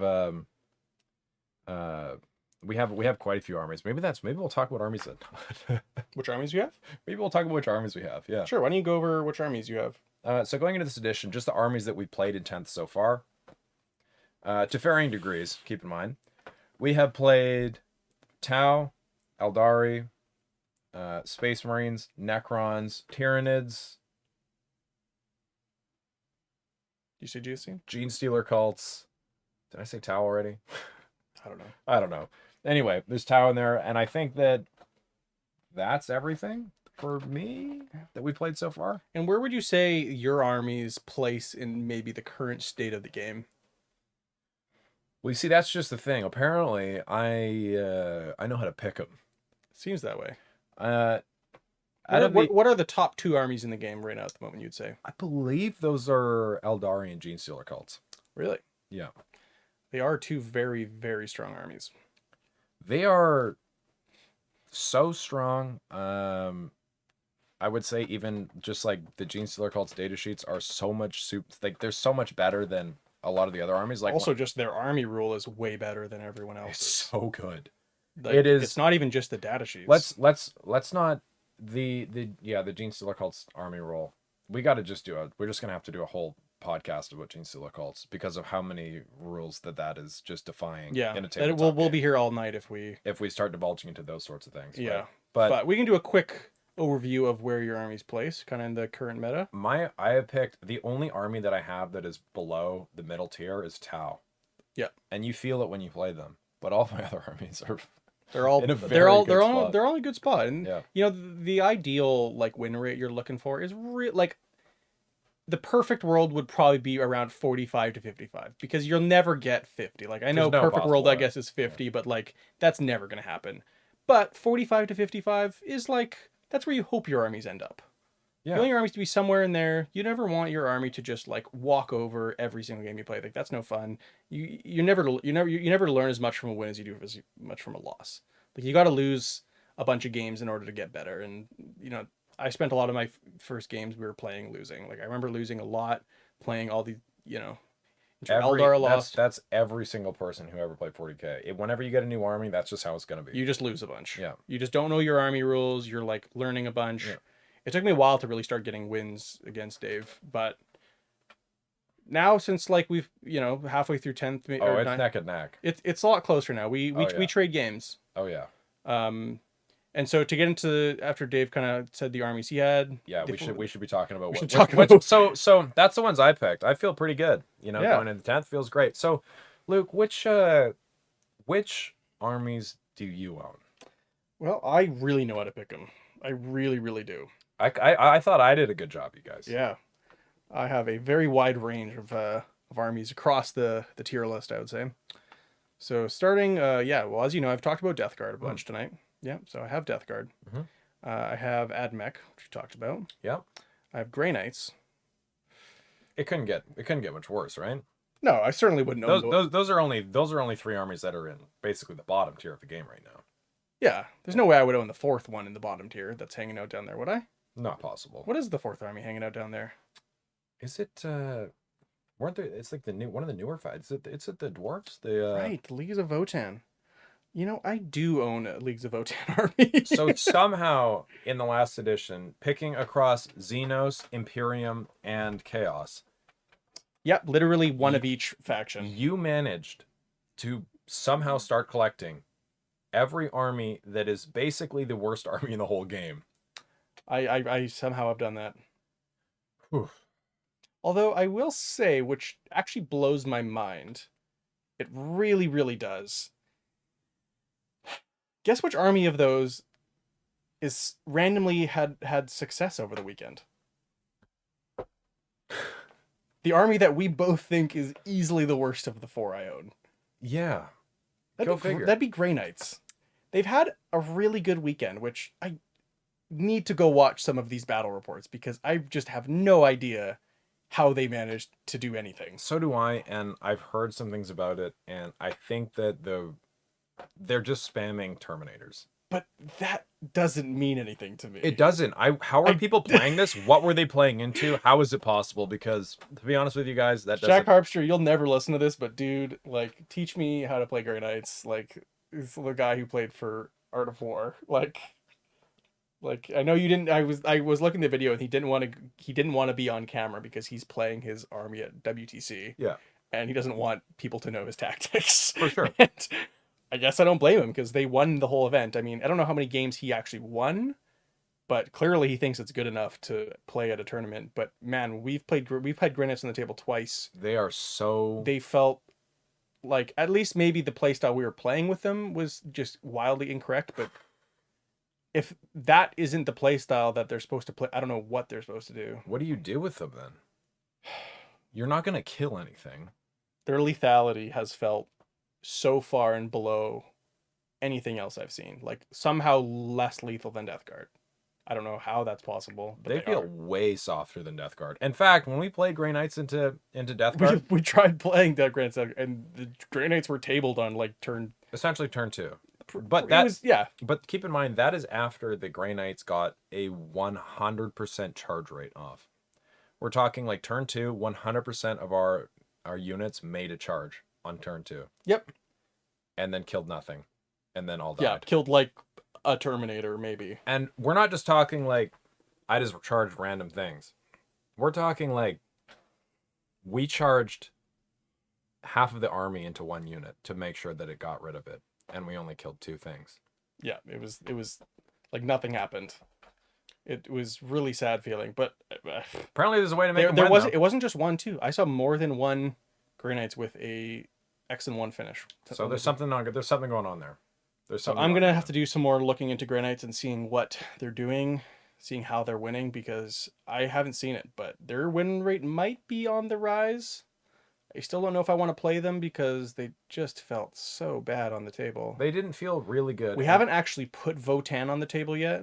No, we have not. I expect that will be the next army I do play, but I need more paint on them because I just like have no I have such little drive to like paint. I have so many hobbies and things on the go, and I just It takes a long time to paint models. it takes so long to paint. It's ridiculous. I just want all my stuff to be painted for me. I like building. As weird, I'm like one of these like weird Warhammer people that just I don't mind building at all, but painting, it's like my least favorite part of the hobby. You know what's funny is I used to just love building. I used to build so many models. I built You have built so thousands of you Warhammer have models.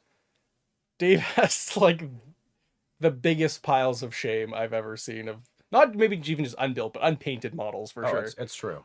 Yeah. But you know Lots of what? unbuilt, but lots of unpainted. I actually do enjoy painting them now. Yeah. Quite a bit, actually. You've been knocking it out.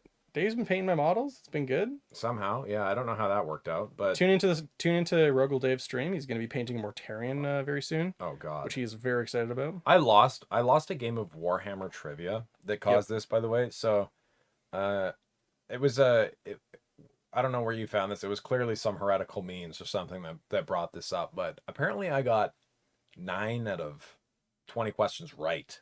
Yep. Um, I'll give you some credit. Those questions were really specific. they were pretty. They were pretty. They were specific. like questions that like if you like each question felt like this is probably from a book, which it almost certainly was, and a very like all from different books. So unless you have read those 20 books and remembered, that one thing that happened in that book, you probably wouldn't have known many of the answers to these. Yes. All involving named characters that in my few years of playing 40K, I didn't really recognize most of them. But I mean, I feel like it was really well now basically now I'm painting Mortarion. Yeah. Long story short, Dave's painting Mortarion on I stream. hate chaos. I gotta paint the poopiest Primarch of them all. It's Yeah. gonna be it's gonna be something, you know. Yeah. It's gonna we just gotta do it. We gotta be a Dave of our word here and just paint him up.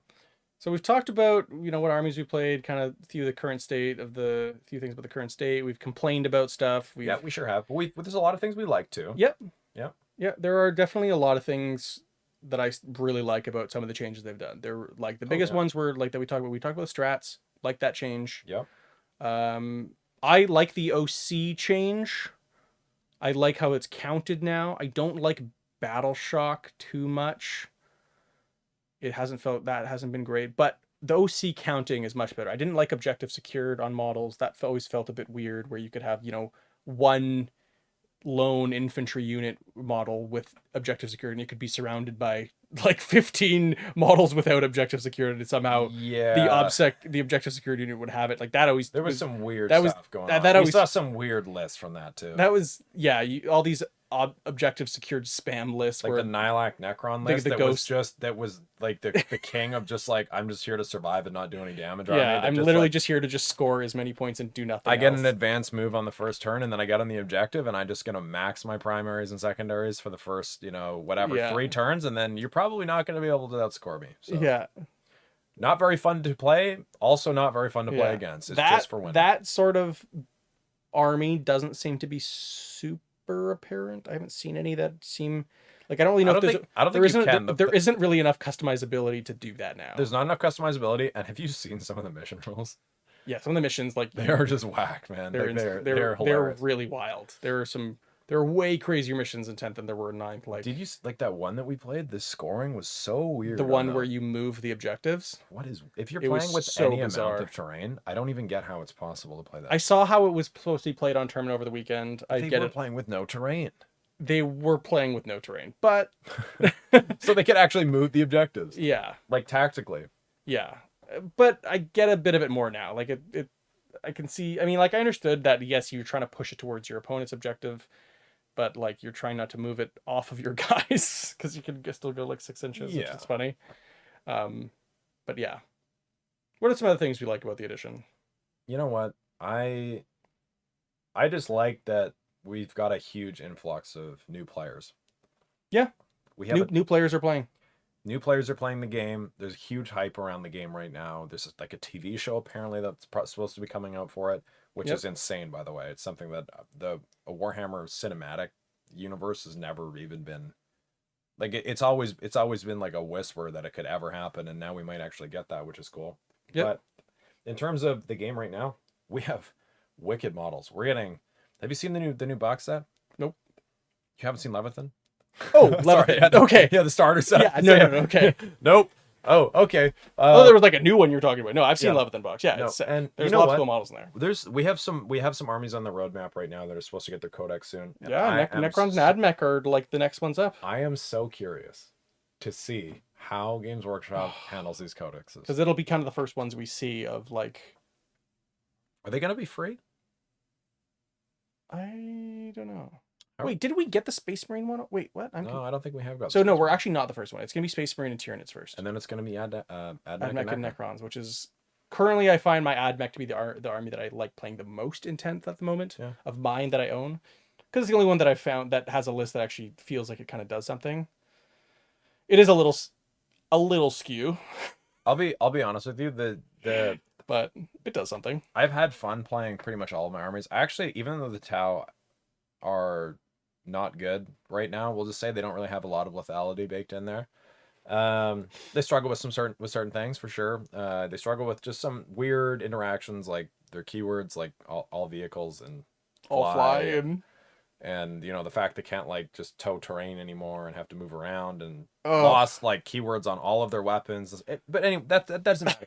I still actually have fun playing them. Yep. Necrons just feel a little bit one dimensional, to be honest with you. they're a stat check. Gene Stealer cults just don't feel good to play because of how straight up busted they are. Like I like before going from an army where you had to like really GSC was a really hard army to play, and I will still argue that they probably still are at the top level, but like, but there's in also ninth, it was nuts. Dude, you can just walk into a game and like if you play against someone casual, they are just not gonna have a good time. No. They are. I think Necrons are like that too, but Necrons are like any sort of like mid-table army that can't put out that much damage is gonna have such a bad time against Necrons. You're not gonna kill anything. You're gonna be wondering why after you shot their dudes, there's more of them back next turn than you actually killed, and you're just feeling like you're not accomplishing anything. Yeah. If you don't have the real damage to take down a Necron army, like you're having a bad time. Yeah. But there's a lot of positive things for 40K right now. And in terms of games and stuff that we're gonna play, it's very rare that we add a new game. In fact, we've really only played 2 tabletop games together, but we're actually going to be adding a third one pretty soon in the future here too. We are. Yeah. We're gonna be playing a tabletop game called Infinity by Corvus Belli, which is a it's like a picture like a hyper tactical squad based game. It's a skirmish game, and it's a very complex game rules wise in the way that it interacts with terrain, but it's very intuitive, and the complexity is in a good way. Like if you think that there's something that you can do, there typically is a way or a rule for it, and the way that it's laid out is awesome. But that's something that we're going to talk about more in the future. Keep your eyes posted for us playing Affinity on the stream sometime. Yeah, Tune in. Yeah, we're probably check out Rogel Dave on Twitch. There you go. Yeah, Robo Dave on Twitch. We're gonna we basically are we're painting or playing every night of the week except for Wednesdays because we're playing which D&D. might be podcast nights. Yeah, Might be making this every Wednesday, so maybe keep your eyes tuned. Yeah, your ears tuned for that. Yeah, something like that. Or your eyes tuned. You could tune those as well. You could peel them. You can peel your eyes back. You Check could. them out. Yeah, absolutely. Keep your eyes peeled. On that note, it's is it early or late here? I can't really tell. It looks like 3:30 in the morning. I don't know. It doesn't. It's late. It's early. It's late. It depends. I guess it really just depends on what side of the planet you're on. It's 3:30 our time. Sure. Yeah, 3:30 our time. But what I'd just like to extend a big thank you to everyone who tuned in for our first podcast. We're not really sure what we're doing, but we're just we're just here. We're chatting about stuff. Yeah. We'll get into maybe more specific topics as we time goes on. We just kind of wanted to see how the mic sounded. We wanted to talk for a bit. Talk about just some basic 40K stuff and give a little bit of backstory. Give a little bit of backstory about ourselves. So we're not just voices. Yeah. Yeah. Something like that. But like I said, appreciate everybody for coming out. It was a pleasure. Oh, it was absolutely a pleasure. Yes, it was. So on that note, I guess make sure you roll some dice. make sure you Get some models on the table, play a game of 10th. yeah, You'll have fun. yeah. Roll the dice, you know, you'll get that rush. Wherever we end up posting this, just like let us know how you like the game. Yeah, Like, tell us what you think of 10th. yeah, tell us what you think of 10th. And we'll go from there. I think I'm gonna have a glass of milk after this. I don't know what you're going for. I'm getting some water, man. Really? Yeah. Some water? Yeah, I'm getting water. Okay. Well, suit yourself. Anyway, guys, appreciate it. Thanks for pleasure. coming out, and I'll see you soon.